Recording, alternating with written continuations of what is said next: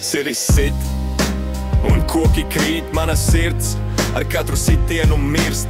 40 gadus auga ozols pie klēts, tagad guļ zemē, kā miris draugs vecs. Edvard, mans dēls, tu manus kokus nocērt, it kā ar cirvi tu sirdi man šķēl. Katrs koks, atmiņa, katrs zars stāsts, tu pārdevi visu, kas man bija svārds. Tagad es svešinieks savās mājās, pirtiņā dzīvoju kā ubaks vien, bet akmens, ko edžiņš meta logā, būs mana zeme, kad miršu es. Klausies, kā koki raud un vai. Edvard, mans dēls, ko tu dari?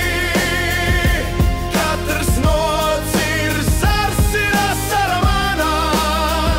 Tu pārdevi Indrānu dvēseli.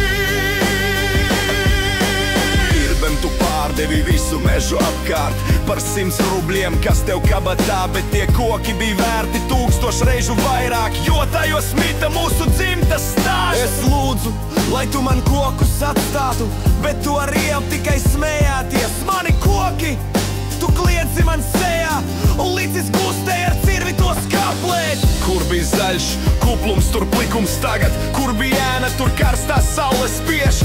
Mani liecinieki